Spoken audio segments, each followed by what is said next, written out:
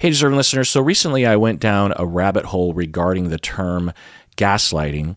And although I've had episodes on this topic before, I wanted to share with you some new insights.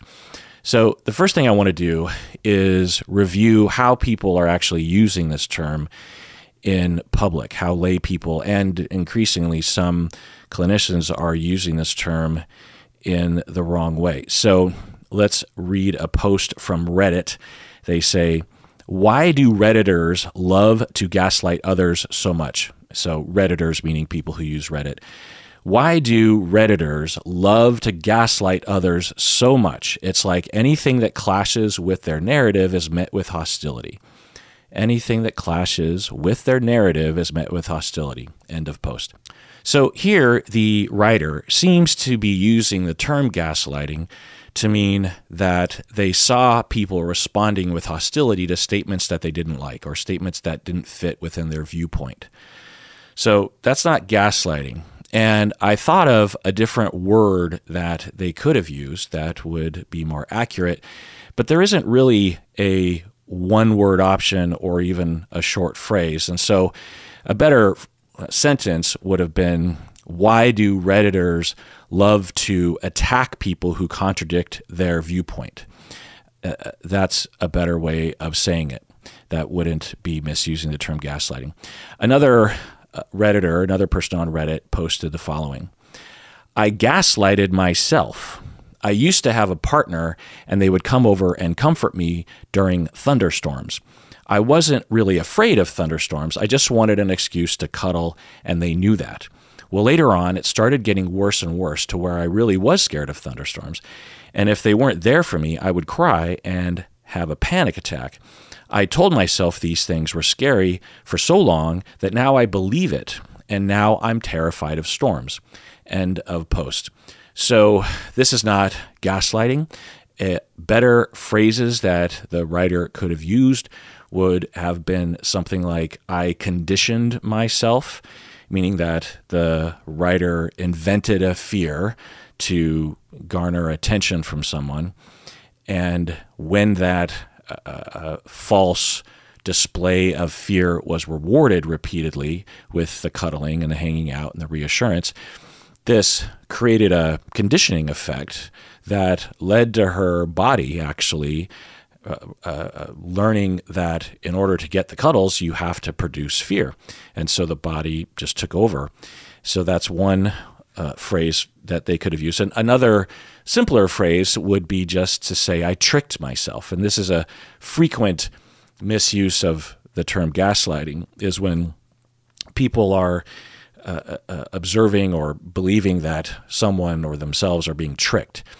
And they'll say, "You're gaslighting me." And it's like, well, to gaslight someone is to potentially trick them, but not all tricking is gaslighting, if that makes sense.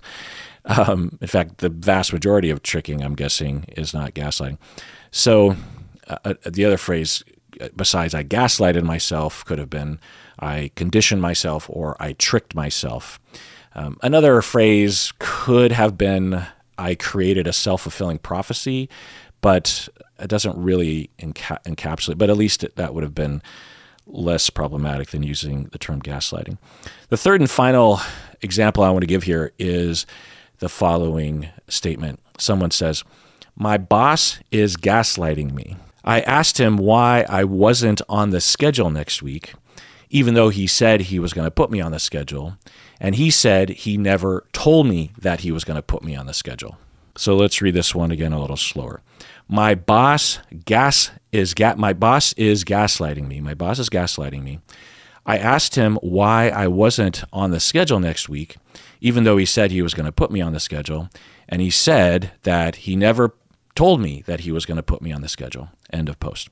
All right, so here the writer seems to be using the term gaslighting to mean lying, or possibly mind games would be a better term. Definitely not gaslighting. So a better phrase would be, "My boss is playing mind games with me," or "My boss is lying to me," or a completely different phrase, but another option could have been, "My boss forgot." my boss told me that he was going to put me on the schedule. And when I wasn't on the schedule, I asked him, and he forgot that he told me he was going to put me on the schedule or something, you know. So it's not. Now, could these scenarios that I laid out, aside from the self-gaslighting thing, could they be gaslighting? Yeah, the boss might be gaslighting this individual, but given what we're being told, there's no evidence of gaslighting. It looks more just like either lying or forgetting. All right, so let's go over the definition of gaslighting. Let's read from Merriam-Webster.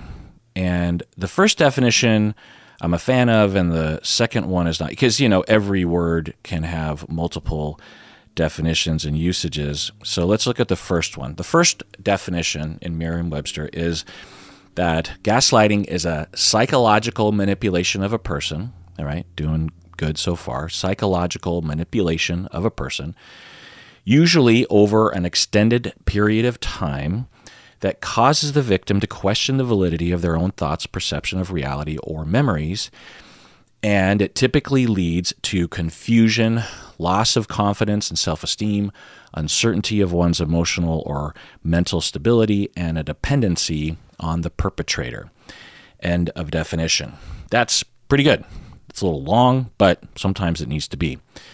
So, psychological manipulation over an extended period of time causes the victim to question the validity of their own thoughts, typically leads to a lot of problems with confidence and self-esteem, and also causes a dependency on the perpetrator of the manipulation or abuse. All right, so that's pretty good. I can stand behind that 100%. The second definition is the act or practice of grossly misleading someone, especially for one's own advantage. So the act or practice of grossly misleading someone, especially for one's own advantage. So that sounds like just lying to me. Now, I don't know when this second definition was added. Maybe it's always been there. I don't know. I guess I could have looked it up, but I didn't think to do that. But regardless, this seems to be the definition that people are operating from. And I suppose that I should shut up then. If people are saying, look, I'm just using one of the official definitions. I'm not using the first definition, which is related to the clinical literature or the movie that it's based on, the play that it's based on. I'm using the second definition, which is, you know, the act or practice of grossly misleading someone, especially for one's own advantage. You know, like, I'm guessing that the word literally has more than one definition. So let's look it up here. And yeah, so the first definition includes the definition of that you're using something in the exact equivalence. The sample sentence they have is, the term Mardi Gras literally means Fat Tuesday in French. Another term I can think of is that person literally laughed themselves out of a chair, because they actually did. It's another word for actually, I suppose. But the second definition is a synonym for virtually. And the definition here is used in an exaggerated way to emphasize a statement or description that is not literally true or possible. So this is kind of funny, because the second definition includes the phrase not literally. So in other words, according to Merriam-Webster, the one definition of the word literally is not literally.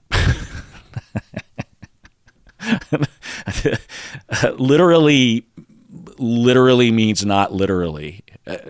That's actually a true sentence right there. Fine, whatever. Language changes over time. All words are made up and morph over time. So whatever.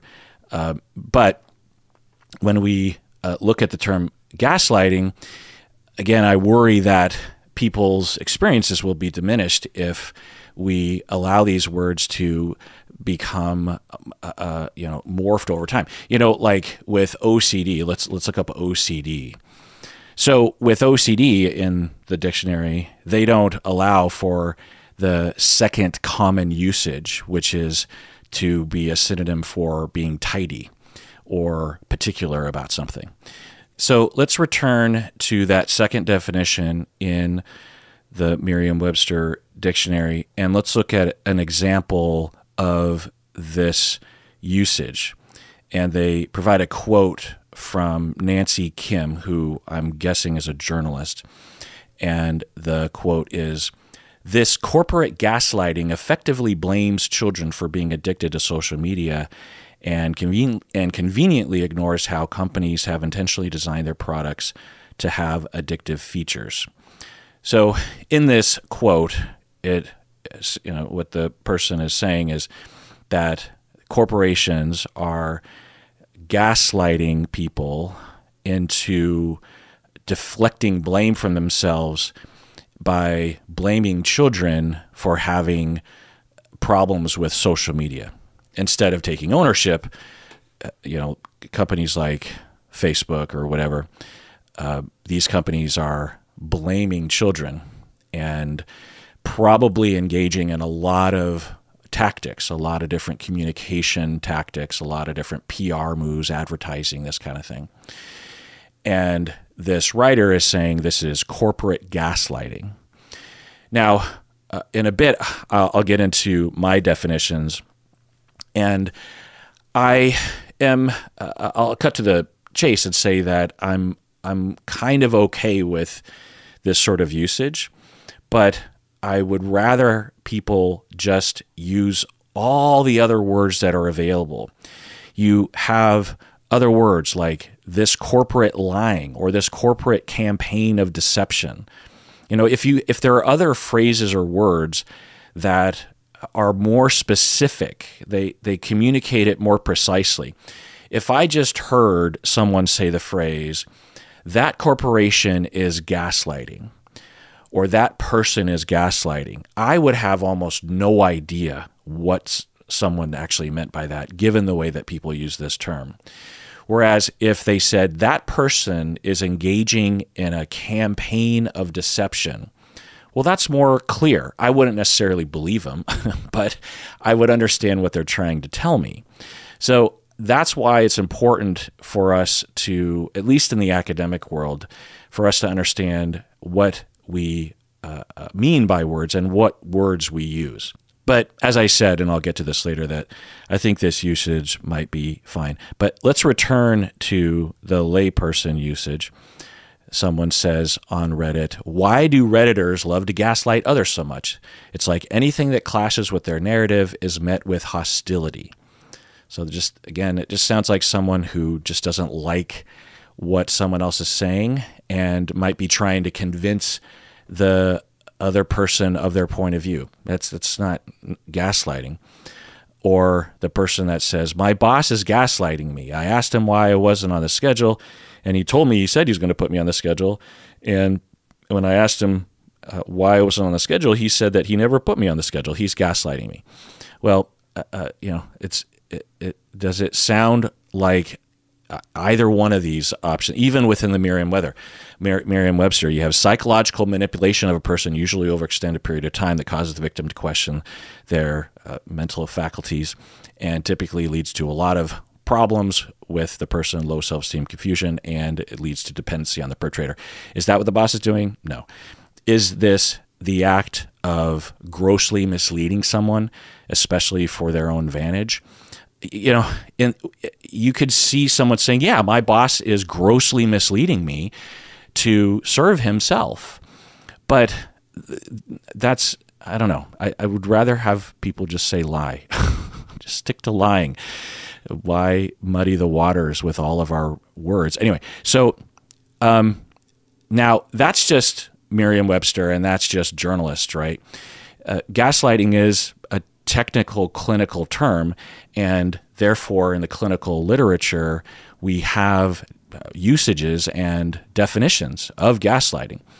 So let's go to that, but let's take a break first. All right, we're back from the break. So I just want to give a real brief history of the term. The term goes back to a British play called Gaslight in 1938 There was also an American film made of the play called Gaslight in 1940, and another film in 1944, in which a man goes on a campaign to make a woman believe that she is losing her mind so that he can get her jewels or something. And in the end, it doesn't work. But throughout the movie, she thinks that she's going crazy. And he's moving furniture around and saying, I don't know what you're talking about. That piano's in the same place it was yesterday.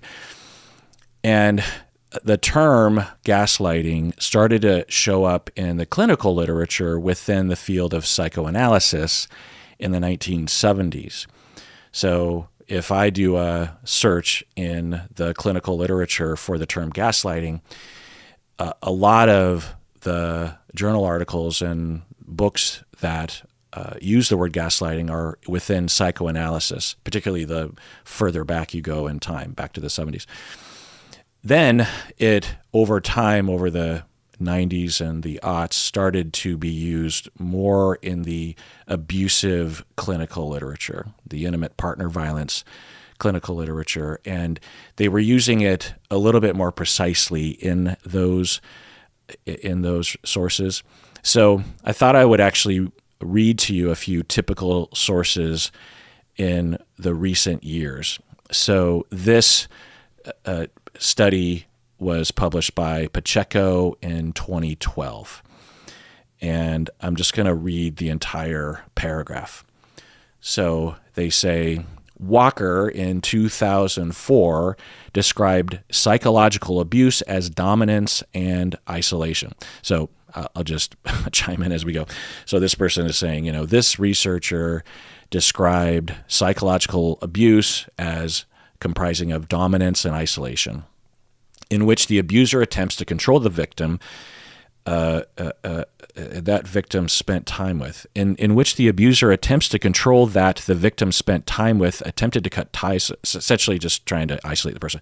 The next sentence is, types of harassment were sleep deprivation and repeated sessions of intense questioning. Gaslighting is a serious form of psychological abuse in which the abuser attempts to destroy another's perception of reality. Stout, in 2002, characterized gaslighting as a sociopathic trait in which the sociopath exploits others and denies doing wrong. Those who have victimized by their charm, those who have been, there's a typo in this article, those who have been victimized by their charm and convincing lies may doubt their own perceptions. Okay, so let's just go over the gaslighting sentences. Gaslighting, and by the way, in this article, they have it as two words, gas, then lighting, which is not typical, but I just thought I'd throw that out there. Gaslighting is it's also, there's no A. Gaslighting is a serious form of psychological abuse in which the abuser attempts to destroy another's perception of reality. And they cite another earlier source by Gass and Nichols, published in 1988. So they're pulling from a definition from the 80s, but they're using it in the teens. So it's a serious form of psychological abuse. It's not just psychological abuse, it's a serious form of it in which the abuser attempts to destroy the other person's perception of reality. And then this other author is cited as characterizing gaslighting as a sociopathic trait in which the sociopath attempts to exploit others and denies doing wrong. So I'm not a fan of using the term sociopathic because it's imprecise and ill-defined. So I am guessing the person is talking about an individual who lacks empathy, someone that we might call antisocial personality or psychopath. And this Stout author is saying that not only is, and this author Pacheco is pointing to this, saying, it's a serious form of psychological abuse perpetrated by people that lack empathy with the intent of breaking people down and trying to convince people that they're crazy so that they can control them. That is a severe thing, right? So in that source, we're not all abuse victims are that abused, such that they are a victim of gaslighting. Gaslighting isn't a minor thing that's happening, according to this author, and this is pretty representative of the literature. Another article written by Romero et al. In 2013 reads, in general, psychopaths, so just chiming in, we're referring to psychopaths. In general, psychopaths attempt to initiate intimate contact by presenting themselves as nice, good-natured people, but are manipulating reality since they are not actually like that, though their victims do not discover this until the psychopaths take off their mask, until they change their behavior and start to show themselves as they really are. That's a very weird run-on sentence, but you get the picture. The next sentence is, such manipulation of reality increases when the abusive member of the partnership initiates or perpetuates at the same time the insidious process of gaslighting, which can make the victims feel they are losing their mind or indeed can drive them crazy. And they're referencing another study or article by Blazquez and Moreno in 2008. So I'm not a fan of the way these sentences are constructed, but what they're saying is that psychopaths will engage in gaslighting people on purpose to manipulate them over time and so that they can abuse them and convince the victims that they are going crazy. They're not saying abusive people. They're saying psychopaths, people that lack empathy, people that have a chronic pattern of exploitation and harm and, being a mooch off of other people, being a leech, a parasitic lifestyle, as they put it, and also habitually and chronically criminal. All right. This next article, Leadham et al. In 2015, and I won't read the whole thing, a whole excerpt here, but I'll read parts of it. This article reports a qualitative analysis of 7 published memoirs written by adult sons and daughters of psychopathic individuals and triangulates this analysis with data from 2 cases. So basically what they're saying is that they analyzed 7 memoirs that they got their hands on, like published memoirs, and went through the memoirs and analyzed what they were saying and looked for themes. All right. And these 7 memoirs were written by people who were raised by a psychopath. Okay. So what they found regarding gaslighting is that they say here, all authors were also subjected to deception and manipulation. So, they're saying when we read all 7 of these books, these memoirs about people who grew up with psychopathic parents, all of them pointed to the fact that they were deceived and manipulated throughout their childhood. And then they go on. An extreme form of psychological abuse termed gaslighting in American popular culture was described in all cases, including Book 7. So there's a problem in here with this article because they reference Urban Dictionary when they are using the term gaslighting. And it's like you could have at least used the dictionary, but it's in the psychological literature. So, but anyway, they're saying that look, among these psychopathic parents, all of these adult children of psychopathic parents wrote about the extreme form of psychological abuse called gaslighting going on. This abuse, which involves manipulation of the subject's perception of reality, caused the authors to doubt their own perceptions of reality. So that is another use of gaslighting, and a bit perplexing that they didn't know it was a clinical term, but they are using it accurately randomly, or apparently the Urban Dictionary definition was sufficient. Okay, so let's take a break. When we get back, I'll provide my definitions. All right, we're back from the break. So to summarize what we just read there, and I looked at a lot of different articles. In previous episodes on gaslighting, I would say, look, in the clinical literature, gaslighting is being used in this way.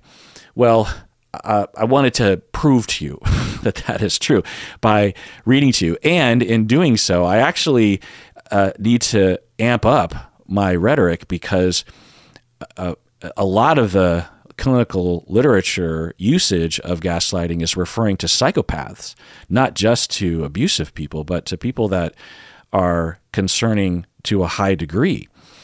That wasn't my memory of it. Now, I'm sure it is used that way at times, but when I took a sampling of the various different usages, I found that theme. So I wanted to communicate that to you. So it's even further away from the typical way in which people use it in the lay public. Now, I also want to say that it seems as though the movement to reclaim the term gaslighting is working, in that on Reddit and other places, it seems like people are starting to wake up to the fact that gaslighting has a specific definition and is not a synonym for lying. And a lot of the posts that I saw online had people who were pushing back and saying, that's not gaslighting, that's X, Y, and Z. I did not see that as much anecdotally a few years ago. So it seems to be maybe getting better, maybe, I don't know.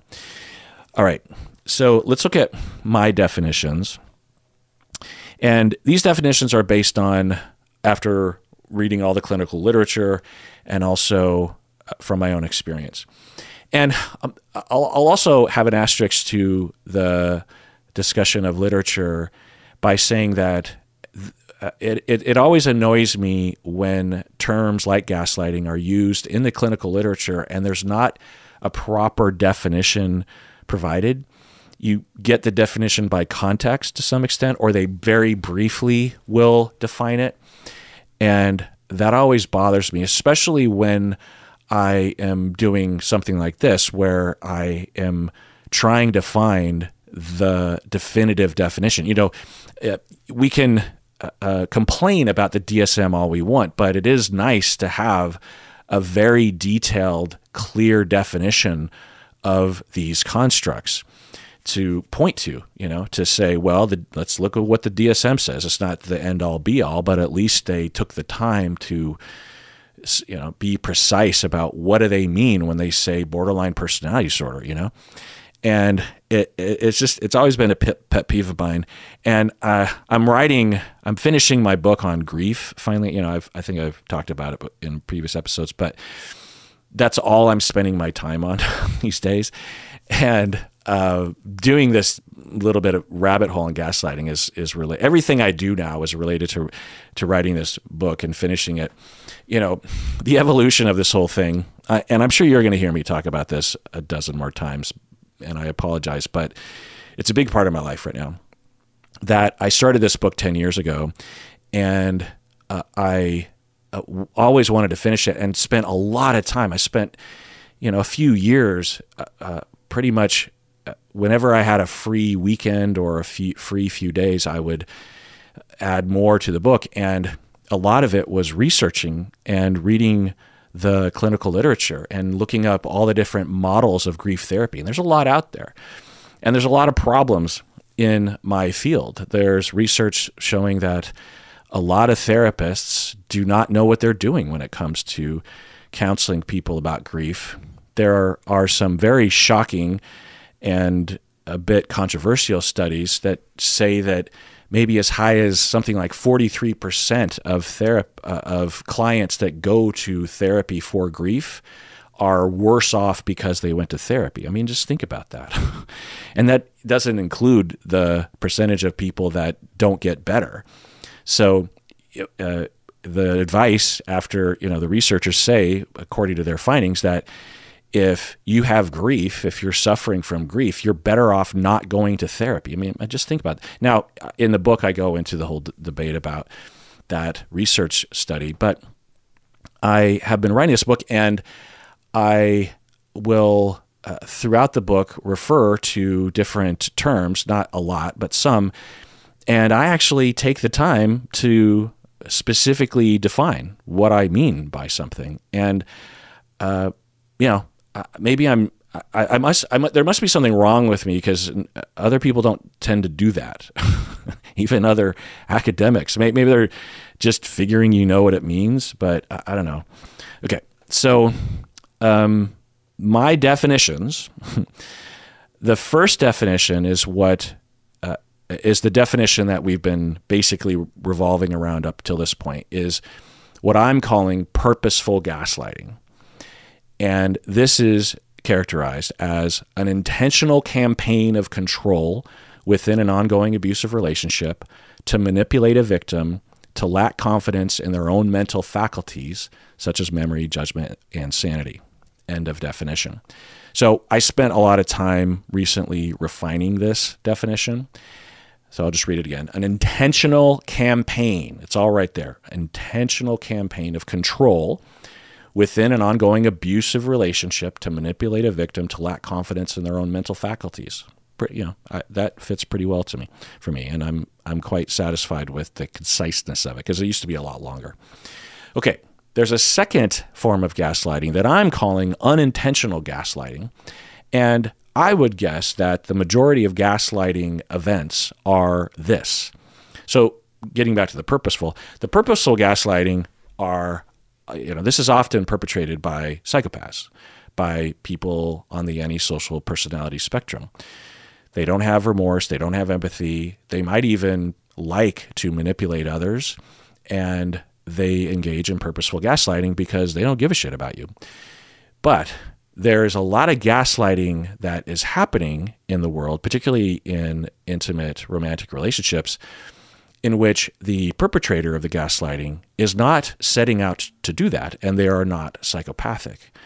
So the definition of unintentional gaslighting, according to me, and this is literally nowhere in the clinical literature, is that I could find, is that it is characterized as an unintentional effect within an ongoing abusive relationship that results in the victim questioning their mental faculties generated by the perpetrator's distorted perceptions. I don't like the way I finished that. I think that's just, and the gaslighting is generated. I'll just do that for now. Okay, so unintentional gaslighting is an unintentional, which, obviously if it's unintentional gaslighting, but it's unintentional, but it's an effect, meaning that it's a side effect within an ongoing abusive relationship. Unintentional gaslighting doesn't just happen out of nowhere. It's, and maybe within this context, what I mean by abusive relationship might be a little more loose, a little bit more broad of a definition, but there's that results in the victim questioning their mental faculties, and the gaslighting behaviors, well, I'll just say, and the gaslighting is generated by the perpetrator's distorted perceptions. So I've talked about this before, but in brief, let's say that you have someone with narcissistic personality disorder, and he is married to a woman. And I'm making this up as I go. Let's see how I do here. Sometimes I start an example and I flub it, but it's like laying the track out before the train. Okay, so you have a narcissistic husband and a wife who is an ongoing victim of his unintentional abuse and unintentional gaslighting. And the reason, okay, so he was neglected and abused growing up, which resulted in him developing a defensive structure that involved him convincing himself subconsciously, mostly, that he is superior, and he has a deep fear of not being considered superior by himself and by other people, because he believes in this black and white notion that if he's not superior, then he is nothing.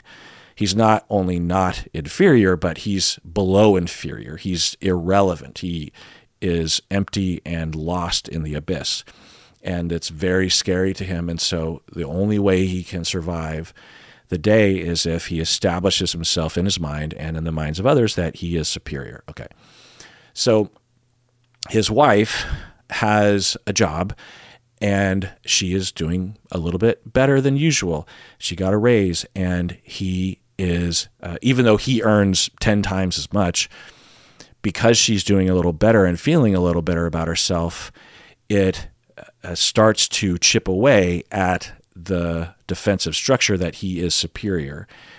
And he hasn't, it could be as simple as he hasn't had a raise in 2 years, whereas she just got a raise. And it doesn't matter, it's totally irrational, right? But to him, it just triggers. It's like, wait, I haven't got a raise in a long time. And just that tiny little question mark, right? That for the rest of us, we have the resources that subconsciously just don't even alert us to that question. The question is out there, and the question probably rattles, for all of us, if our spouse got a raise, there's a very faint question that arises in all of us as to, wait, when was the last time I got a raise? Oh, it's been a while. Is something wrong there? Am I not as good of an employee as other people? Am I deficient in some way? Whatever way you want to ask it. All of us, in my model of the mind, have that question mark. But because we don't have the narcissistic defensive structure, we don't even notice it. Our prefrontal cortex just takes care of it right away. It's sort of like if out of the corner of your eye, you see a branch that kind of resembles a snake, but your prefrontal cortex subconsciously codes that as not a danger. It's just a branch, and you don't notice that you paid any attention to it, and you don't scream and run away. Whereas to the narcissistic person, there's nothing to combat that question as it barely peeks its head up, and then it just dominates their mind. Think of the movie American Psycho, when his colleague has a card that apparently is awesome compared to his business card. All you can think about is that card is better than mine. That card is better, or this, blah, blah, blah. Okay. So the husband with narcissistic personality, he is threatened by this, and it's completely irrational. And he needs to establish himself as superior. And because he has a pattern with his wife of putting her down, he says to her something, and again, I'm just laying the track out before the train here and see if this works. The husband says, well, okay, fine, you got a raise, but you're still only earning $35 an hour. I mean, I'm earning like $300 an hour, so that's not really much of a raise when you really think about it. So that'd be one thing to say. That would help, I'm guessing, this fictional person. It would help them to establish their superiority, right? Because it's putting the person down. Also, and then let's say that the wife has been going to therapy a little bit, or has a friend that's supporting her, and she was ready for this. And although a lot of gaslighting and a lot of emotional abuse has happened up until this point, she's starting to get some perspective, and she has intentions to be more assertive about pushing back on this harm. And so she says something like, yeah, well, yeah, you earn a lot more than me, and that's great. But I feel pretty good about myself. Okay, normally she wouldn't say that because she would have been properly gaslit by him, but she's starting to emerge out of that. So she says, I don't know, yeah, you earn more than me, but and I'm really glad and I'm proud of you, but I'm proud of myself too, that I worked really hard for this. And now this is, again, this fictional person is threatening his superior notion, his defensive grandiosity. And this is particularly concerning to him because his attempt to reestablish himself didn't work, which can be particularly triggering to someone with narcissism, because not only is this threatening, this raise, is it threatening their sense of superiority, but their attempt to establish themselves as superior is also not working. So they're feeling that powerlessness, which is also a feeling of inferiority and annihilation. And so he will start to engage in gaslighting and say something like, oh, well, yeah, I mean, remember that time? Well, I'm actually going to pause the recording because I was laying the track out before that train, and the train just went right off the track. So I'm actually going to pause it because nothing gaslighting wise is coming to mind. So let me think. All right, it took me a little bit. So the two possibilities that pop into my head is he might say something like, well, you're proud of our kids when they draw those drawings, which, between you and me are terrible, but you're proud of that. So I don't know if you're such a good judge about what should be proud of, or you've been hanging around children too often, and your measurement of what one should be, of what one might feel pride about is thrown off. Okay, so that's one. Or another that I thought of was he might say, oh, you're acting just like your mom. Your mom is proud of everybody. Your mom was proud of your brother because he only drank 6 out of 7 days last month. That's nothing to be proud of. Okay, so this isn't classic gaslighting, right? I couldn't really think of I'm sure that it's out there. Let me try to think of a classic gaslighting. But anyway, before I pause the recording again, it's still gaslighting though, because the abuser is trying to get the victim to question their mental faculty. It's not just one's sanity that gaslighting can affect it, or is targeted. It could also be one's judgment. So what the gaslighter is doing is he's trying to get her to question her judgment of what one could be proud of. But let me try to think of a more classic one. Okay, I thought about one. So he could say, and by classic, I mean that it's trying to make the victim feel like they don't know how to remember things and they might be insane. So he might say, oh, what? You're proud of yourself? Well, for your New Year's resolution, don't you remember what it was? And the victim's like, in her mind, she's like, I don't remember making a New Year's, or I kind of remember it. It was like 9 months ago. And she says, I don't really remember. And he says, oh, well, let me remind you, you vowed that you were going to be making double by the end of the year. So this small 10% raise, this small 10% raise, you're proud of that? You're not even close to even your own goal. How could you be proud of that? And she's like, wait, what? I said double? Is that right? Now, by this point, he's already gaslit her quite a bit. And the beginning of gaslighting is more subtle along those lines. It can be. And so she already halfway questions her judgment anyway. And it's also hard to stand against someone that seems to believe something so firmly, right? It's sort of like if me and my wife are trying to remember which road to take somewhere, and I'm like, I think it's this road. And then my wife is like, no, 100% it's the other road. Well, I'm going to go with the other road because I'm only kind of sure. We have that cognitive bias, that shortcut that we use with our minds, which is, well, if two people are disagreeing and one seems to very much be confident in their conclusion and the other isn't, then you got to go with the more confident one, right? And we can, and abusers can capitalize on that bias by being very convincing of things, and we're never really quite sure. And over time, our certainty can become even more clouded just because we start to question our own ability to know things and remember things.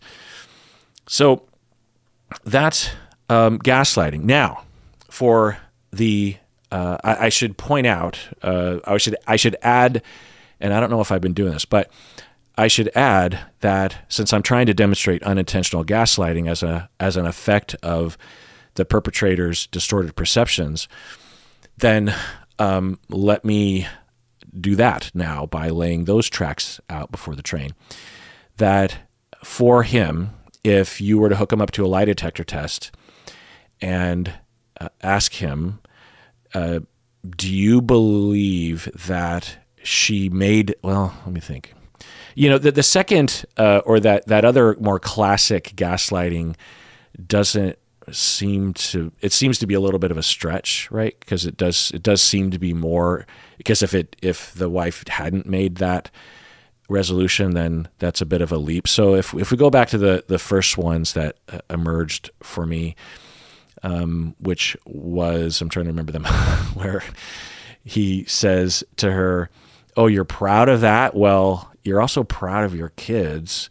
So you're not a good gauge of what to be proud about. Also, you're doing that thing that your mom does where she's just proud of everybody, no matter what they do. She's like delusionally proud.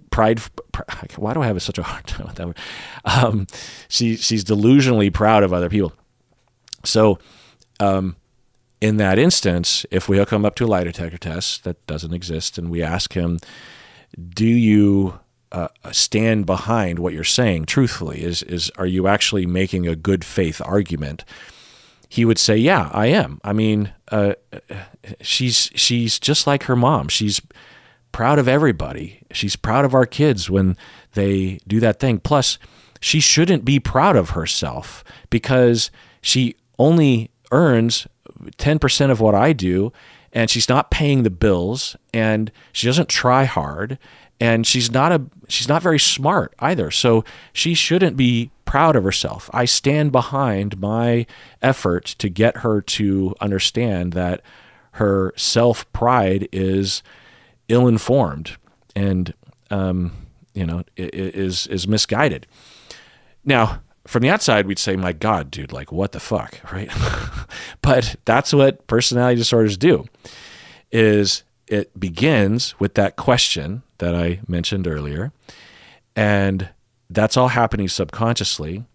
As that question mark emerges, there's an intense amount of fear where their distress level goes from, a 3 to a 9, just because the wife is saying that she got a raise. Literally, that can happen to someone with narcissism, particularly untreated and severe. And through that fear feeling, they don't have anything to point at that is a danger.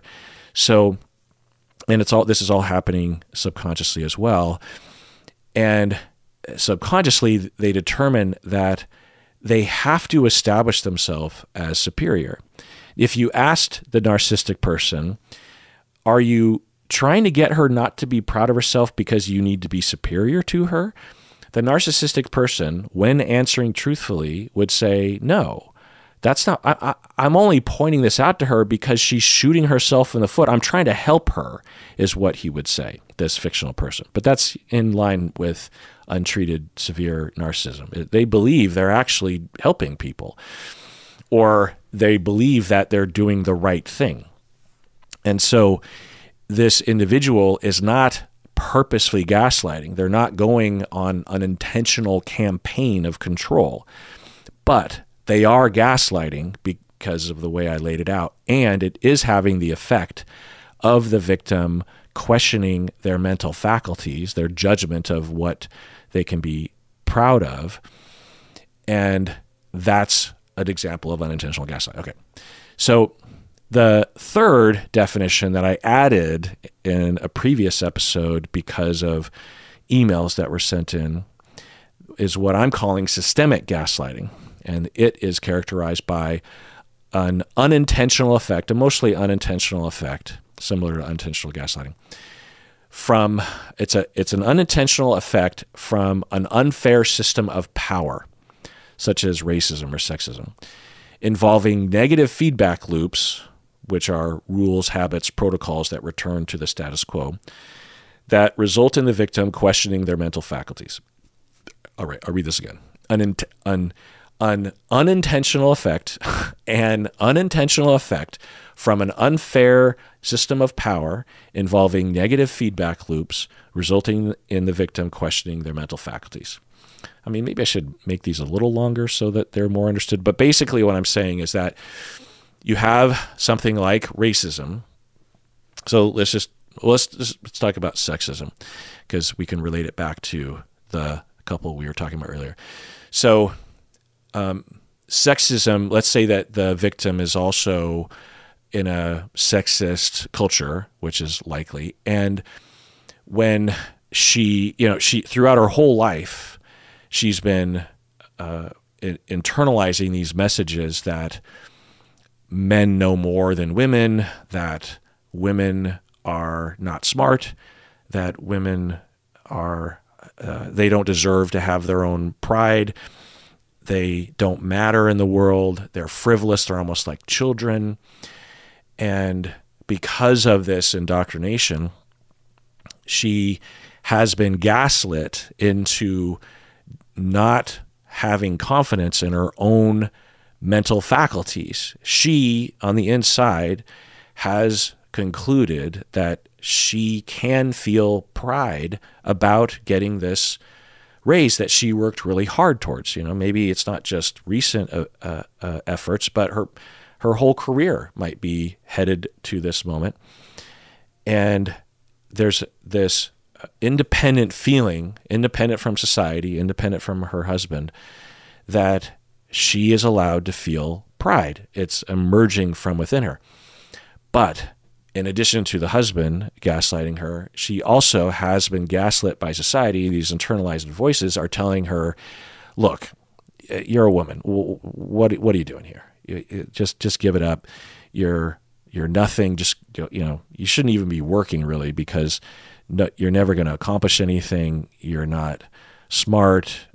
Look at all the men in the world. They seem to know what they're doing. Just let them do it. Okay. So that system of power has gaslit her. Let's say that she's single. She's never been in a relationship. She doesn't have the narcissistic husband. You can imagine properly, an effectively gaslit woman who has been gaslit by the system would believe this to be true. So in the past, when I would see people using gaslighting in this way, I would say, well, it's not really gaslighting. But eventually I was like, well, let's just come up with another clarifier, and let's just say it's systemic gaslighting. If I were just to use the term gaslighting, typically what I'm talking about is purposeful gaslighting. But I like to break it out into purposeful and unintentional, or purposeful and and not purposeful, non-purposeful. And then we have systemic gaslighting. So those are my definition. Now, other words, I'm just going to kind of rattle off the other words that people might confuse with gaslighting, but they're different. Now, they might be related, but I'm just going to rattle them off. I'm not going to go in. I went into all these in another episode. But so we have lying or deceiving. Okay, so that's a separate thing from gaslighting.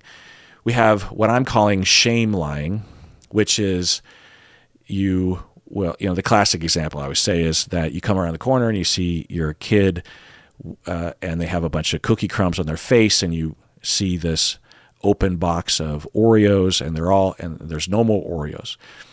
And you say to your kid, "Did you eat all the Oreos?" And the kid is wiping crumbs off their face, and they say, "No, I didn't eat the Oreos." And you say, "Well, I see an empty box sitting there, and I see crumbs on your face, so what's going on?" And the kid says, "I don't have crumbs on my face. I don't know what you're talking about. I don't even like Oreos. You're crazy." Okay. So most parents, I would hope, would see through that, and they wouldn't take it personally. It would bother them, but it wouldn't ruin their day, right? Now, if you had a partner who was doing this to you, like with infidelity, you see a text and a picture of sexting on their phone, clear evidence that they are having an affair of some sort, and you turn to your partner and you say, "What's this? You're having an affair." And your partner says, "What are you talking about?" "No, I'm not." You say, "I just saw a picture of you sending a dick pic to her, and she was sending you boob pictures to you, and there were texts saying that you had a good time naked together last night." And I saw it right there, and her name is Ashley. "Is that Ashley from work?" And he says, "What are you talking about? That's not on my phone. I don't even. What are you saying? You're saying there are pictures of naked people on my phone? What are you even talking about?" And she's like, "I saw it. I saw it." And he's like, "Oh, and then he says, "You're always seeing things. You're always doing this. You're so paranoid about stuff. It's always about Ashley. If it wasn't Ashley, it'd be someone else at work. You're so jealous all the time. I mean, what's wrong with you?" So actually, the way that I just depicted that is more like gaslighting than shame-lying. Well, let's just say that, what do I say here? So if that was the first and only time anything like that had ever happened, then I might not call that gaslighting, especially if it didn't continue. What I would call that, this is just me personally, other people can have their own terms, I would call it shame-lying. The guy knows he's straight up lying, and he knows that he is trying to get her to question her perceptions, but he's just doing that in that instance. Here's the other thing about the word gaslighting versus lying or shame-lying or whatever. I think the way that people react when I talk about this topic is they will say, "So you're saying it's okay to lie and gaslight your wife if you're cheating on her?" My answer is no. Gaslighting isn't a higher sin.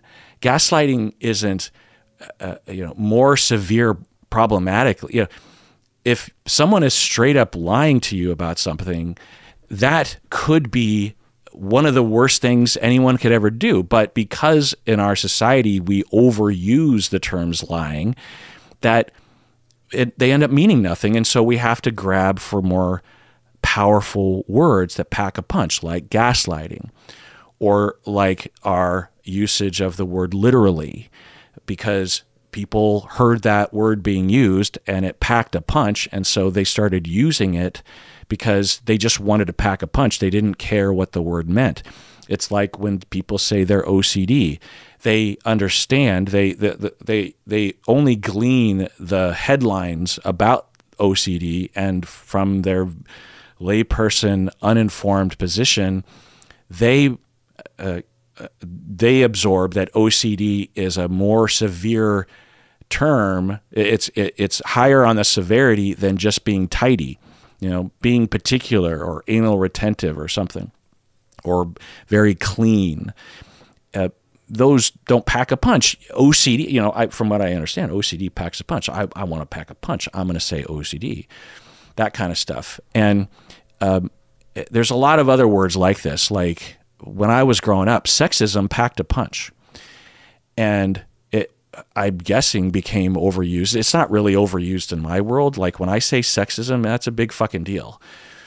But other people might not feel that punch anymore because it might have been overused. And so then I heard people starting to use the term misogyny. And I would use the term misogyny back in the day as well. But to me, the associations with misogyny are more specific than sexism.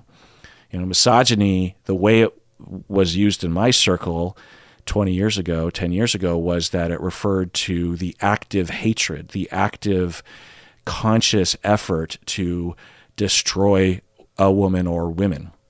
Whereas sexism refers to a more broad, that sexism includes misogyny, but sexism includes all the attitudes and systems and behaviors of discrimination and making women to feel or believing that women are inferior.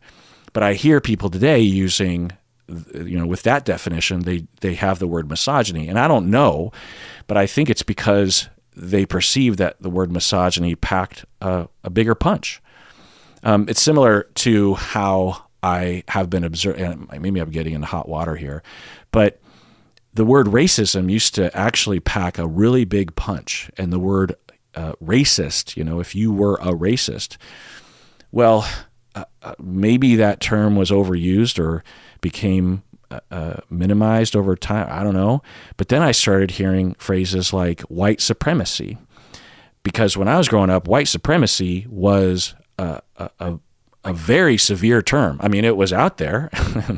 We talked about it, but it was a particular type and severity of racism.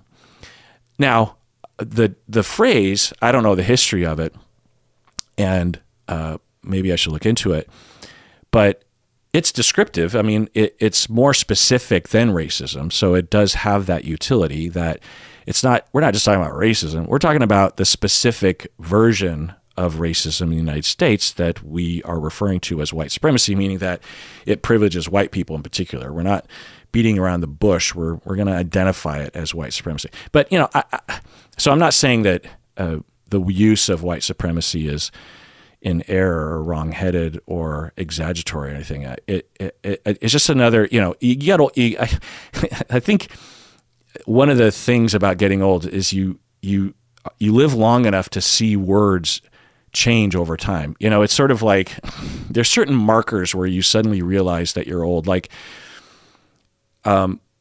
when young people figure out that they're old, quote unquote, and they're a lot younger than you, like on Reddit, there will be a post and like, what was it? Someone asked a question on Reddit the other day that said something like, before there was the internet, what would you do before there were smartphones? It wasn't even internet. It was before there were smartphones. What did you do, like when you were bored while standing in line, or when you were on the airplane or something? What did you do? And obviously someone that's pretty young. And the majority of the responders were probably in their 30s, I'm guessing. And they were saying, oh my God, I feel so old that someone on Reddit is asking that question. Yeah, when I was a kid, smartphones came out when I was almost 40 years old. So I have a lot of memories as to what I did before smartphones came out. And so one of the markers that I'm of a certain age is when people that are 20 years younger than me are lamenting how old they are. It's just things like that. I remember one of the first markers was going into the mall, specifically Bellevue Square, which is my old stomps when I was growing up. And I remember walking into the mall when I was in college. I was probably like 20 years old. And I remember feeling like I did not fit anymore. When I was 17, I fit. But when I was 20, I did not fit. And I felt it. In fact, one of my friends, she just started crying. We went into the mall and she's like, there's something weird that's happening. And then she just bursts into tears, and then she runs out, and I'm talking to her. She's like, I just realized that I'm old now. And I'm not even joking, maybe 21, 22 at the most. So there's all these little markers. And one of them is that when you get old, you have had maybe 40 plus years where you've used a word a particular way, and now everyone seems to be using it in this different way. It's sort of like with my grandma. My Japanese grandma, she referred to herself as Oriental. She referred to what we would call people Asian today. She referred to them as Oriental. And, there's a whole discourse I can talk about regarding the word Oriental. I personally am not that offended by the word Oriental, by the way. If you are offended by the term Oriental, that's fine. It's one of those words, I think. But it's just another example. My grandma grew up with that word, and then it became a problem, right? Because to my grandma, I suspect there were much worse words than Oriental that she had to endure, and they adopted Oriental as a nice thing for Asian people, you know. Anyway, so other words. So getting back to my example. So let's say that the wife turns to the husband and says, "Oh my God, you're cheating on me. I saw your texts and I saw the sexting."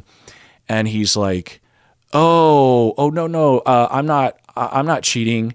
I'm just playing a game," or would be well, let's just say he says that. That's a stupid lie, but let's say he says that. He's like, "Oh, no, that's this new game that I have where, it has a little bit of porn in it, and it's supposed to be kind of funny. I'll have to show you that game sometime. My phone's dead right now, but I'll show you in a bit or something. I don't know. I'm not a very good liar, but so a lot of people would look at that and say that's gaslighting. But if that's isolated, if that's the only event, I would call that shame lying. The person is knowingly lying and trying to deceive, and they're ashamed, or they're trying to get away with something. You know, maybe that's another type of lying. It's just like callously trying to get away with something. So, because if we return to the clinical definition, remember in the clinical literature, it's often used as a way of talking about psychopathic manipulation by psychopaths. Looking at one source, a serious form of psychological abuse. Now, might someone be abusing their partner by cheating and lying? Yeah. But if we just look at that isolated event, let's say that guy has been the best husband of all time, and he cheated once, and he was caught, and he's never lied to her. It's not likely. But if we just go with that, a lot of people would say what he was doing was gaslighting. A lot of people, including clinicians. That's not that's not the way I would use that term. I just say lying. He's trying to trick her. And that's not good. I'm not demoting. I'm not saying it's a lesser sin. I'm saying, it's deplorable what he is doing. It is deplorable.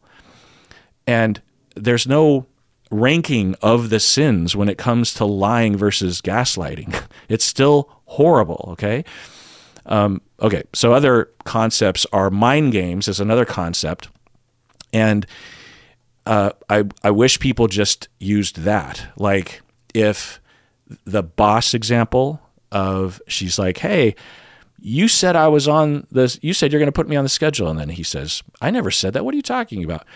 But let's say in this scenario, he knows that he did tell her that, and he made a decision prior to even communicating with her that he was just going to straight up lie to her because he didn't want her to be upset, and he didn't want her to quit, or he doesn't want her to, sue him or something. And so he calculates, I'm going to lie to her, and I am going to claim that I never put her on. I never said I was going to put her on the schedule because there's no recording of that and no one else was around. And so I'm just going to hold my ground. And, or I guess a particular mind gamey aspect would be if he were to say, "So I didn't say that to you. Oh, you must be confusing a moment in which I was talking about eventually putting you on the schedule, but I didn't say next week." Okay, so in that moment, he knows that he's lying, but he's playing mind games because he's trying to throw her off. You must have mistakenly heard me because I was talking about eventually putting you on the schedule, but I didn't say anything about next week because that's impossible. Okay, so you could say mind games. There's no official term for mind. There's no official definition, really, or a clinical, precise definition of mind games. But I think that would be a really good usage of it.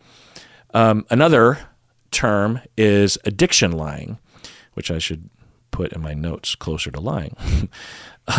So with addiction lying is similar to the example I gave about the cheating lying, where you literally catch them drinking out of a vodka bottle and you say, "You've been drinking," and they're like, "No, I'm not." Or you say, "You agreed you wouldn't drink anymore," and they say, "I didn't say I wouldn't drink ever again," even though they said that. A lot of people would say that's gaslighting. It's just lying. You could say addiction lying or something. Anyway, another term is crazy making, which is another really great phrase that I learned, I believe, when I was in graduate school in the 90s. And we would talk about how therapists can engage in a lot of crazy making with their clients. Like an example would be that if I were angry at a client and a client said, like in the next session, the client says, "Oh, last session it seemed like you were kind of angry at me. Why?" And then I, as a therapist, say something like, "And I'm still kind of pissed, and I have anger energy around me." And I say something, "I'm not angry. What are you talking about? I don't get angry at clients." That's interesting that you said that. What is it about your issues that makes you believe that I'm angry? What's going on there? So this is akin to gaslighting, but unless it rises to at least abusive, ongoing gaslighting, then crazy making is a very powerful and very insidious process, right? And I wish that people would just use that phrase maybe.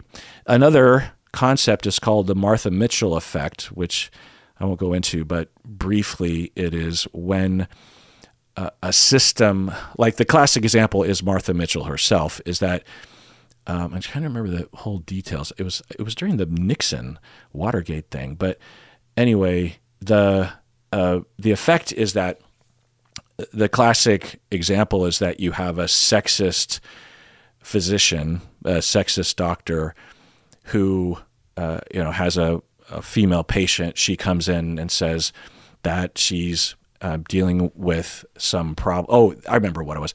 Martha Mitchell was, I believe, telling someone. I should just look it up.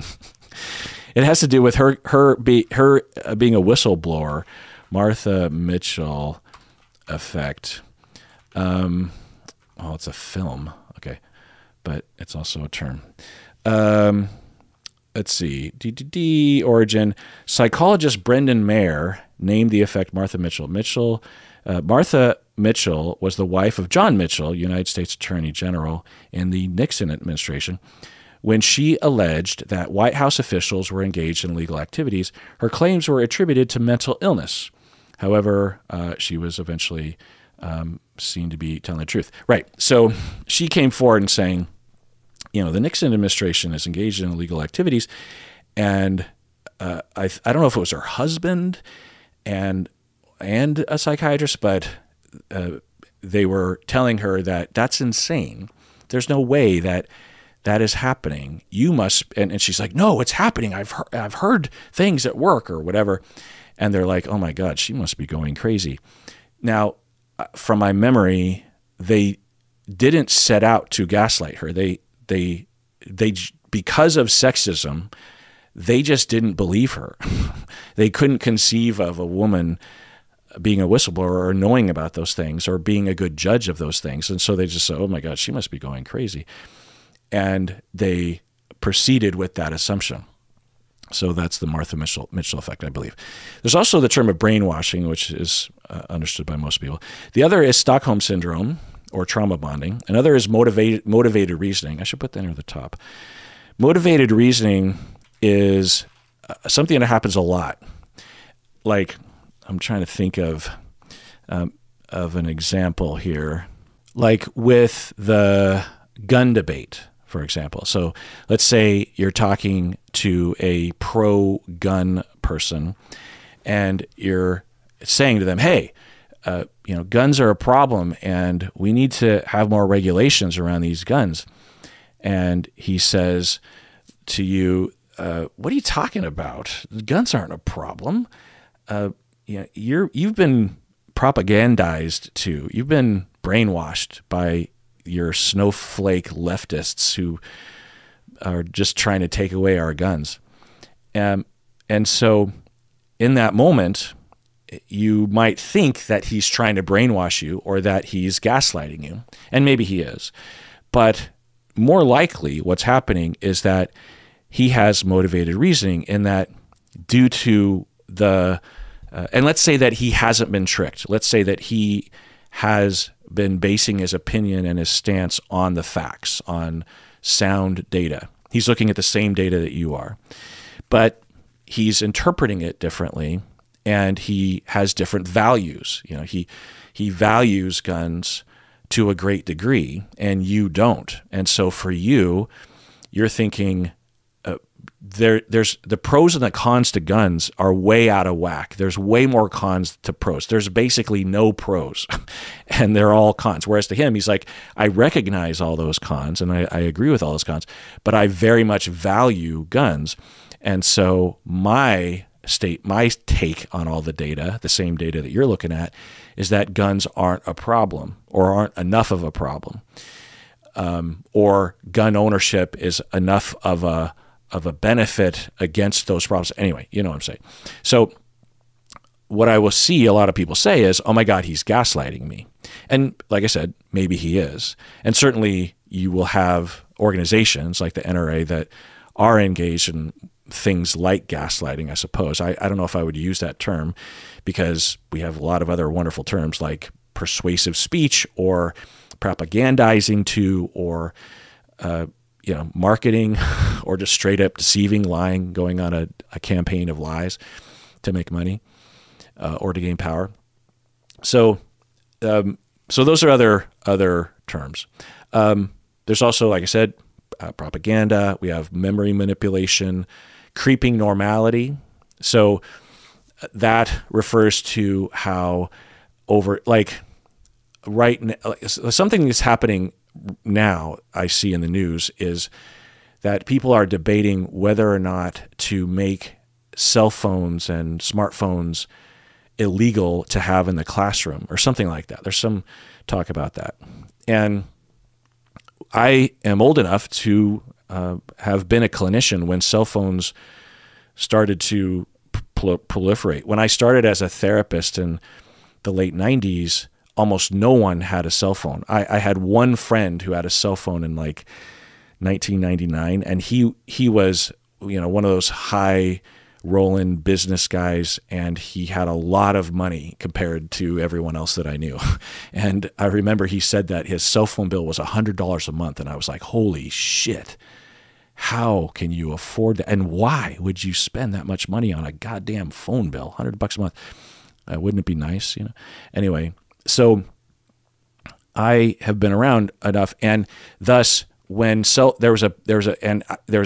in my early career in the late 90s and the aughts, I was working, about a third of my clients or a quarter of my clients were families with teens, and conversations about school behavior and this kind of thing would come up, and sometimes I'd go to the schools.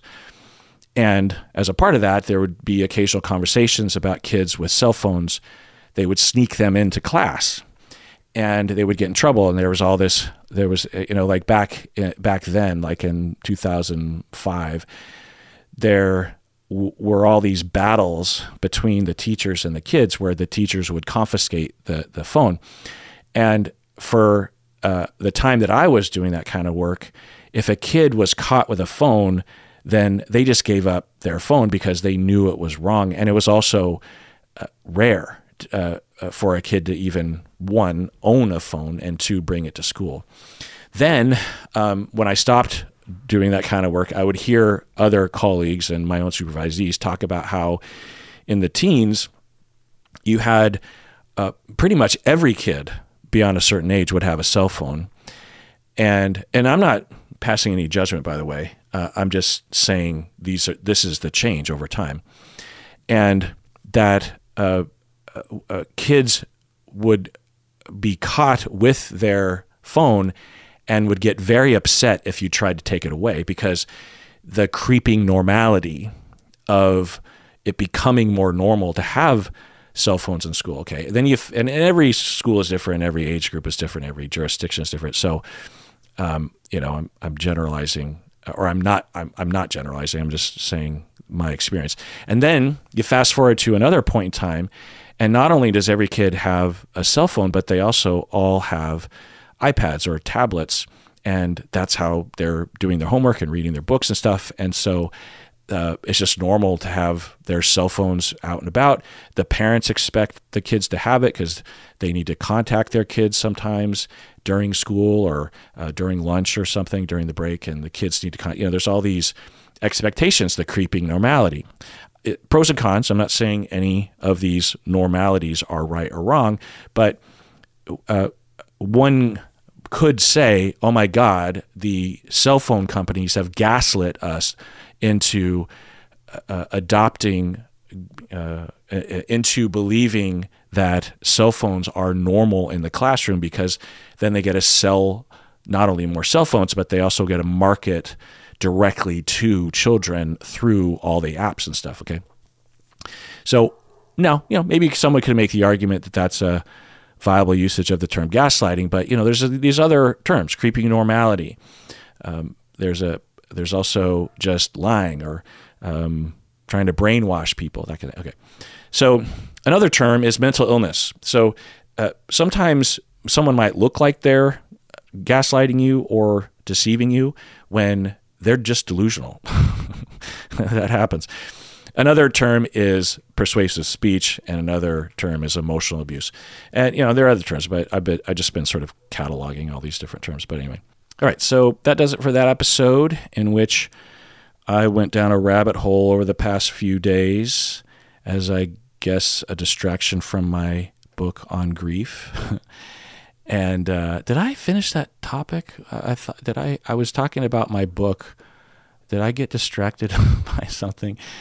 Anyway, I'm writing my book on grief, and every day for the most part. So I finally got to a point this year where I had a little bit of free time, and in 2024. And with that free time in the beginning months, in April and May, I used that time to get done all these things that had been building up on my to-do list, like putting curtains up in my wife's office and fixing that door and dealing with that one random thing, and cleaning that one thing that I never managed to get time to clean. And there were just all of, and there were a lot of things for the podcast. Like one of the things I updated the website. I spent a number of days actually, combing through the website and trying to make it as good as it can possibly be.